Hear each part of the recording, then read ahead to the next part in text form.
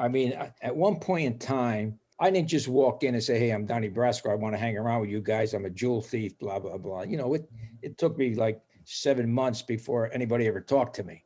I mean, or, you know. So it wasn't like the movie Donnie Brasco when. No, not where, you know. Right, Pacino met you in the thing. You're in the business, you know, they have to condense it. So when, you know, Mirror was my first entree into the Bonanos. My first infiltration was the Colombos. Right, I know that. Julie Greco, you remember? You knew Julie Greco, right? Sure, and, yes. And his crew up in Brooklyn. And then one day after I was with them, maybe, I don't know, 3-4 months. And then I'd get into a beef with a maid guy and an associate. Who was it, Joe? Do you remember? The guy's name was Frankie. I can't remember his last name. He had just gone out of the can. And, you know, make a long story short, I had all the background of a jewel thief. I mean, you know, I knew how to get in locks. I knew alarms. I knew safes, because if you don't know who you say you are, right, you're dead, right? So we cased a few joints, and you know, I said, hey, I can't bypass that alarm, you know, because you can't be everything.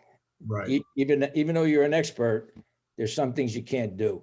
And plus, I didn't want to be, you know, setting up scores for these guys. So there were two scores that I said, I can't bypass that alarm. Another one, it got in the joint, and I said, you got to blow this safe. You can't, you know, it's not. So they get ticked off. And I get to the club one day, and Jilly says, Donnie, let's take a walk and talk. What's up, Jill?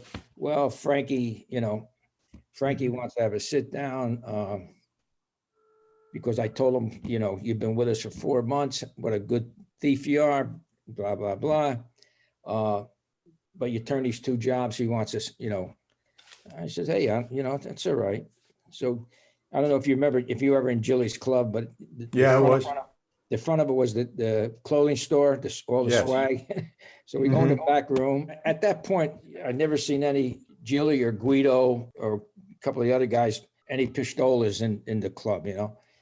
But Frankie pulls out a pistola and puts on a desk and said, Donnie, if you don't convince me that, you know, you're as good as Jilly says you are, you're only going out of here rolled up in that rug, you know. And I'm thinking, what the hell is this? So we're going back and forth for like 4.5, 5 hours. You're from Miami. Give me the name of guys in Miami and I said, look, Frankie, I'm not giving you the name of anybody.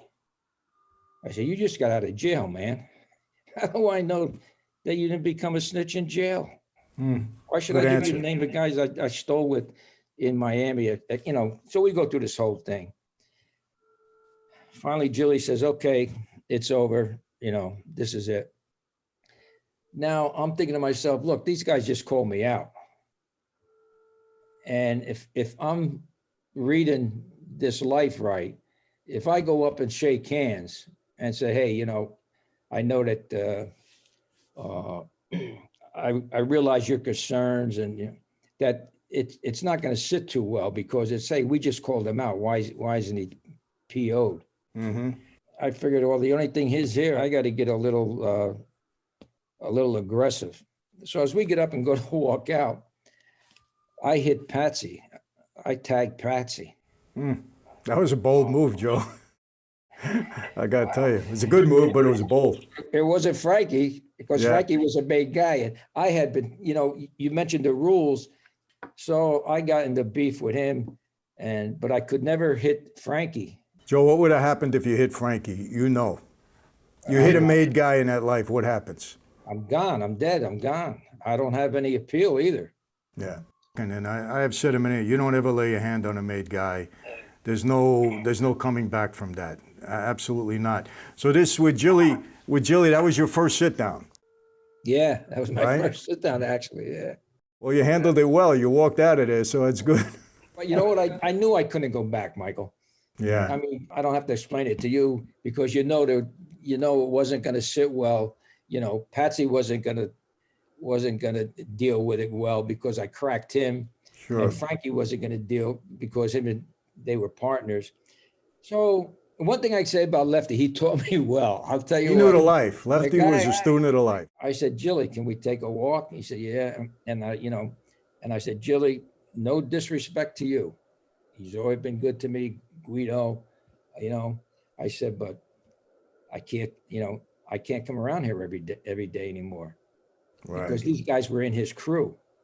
I said, it's not going to end well. And he said, I appreciate that, Donnie. He said, okay. I had met Mira before, so that's when I gravitated toward Mira and ended up with the Bonanos. It was actually a good thing for my family at that time that it went that way. That was a good sit down, Joe.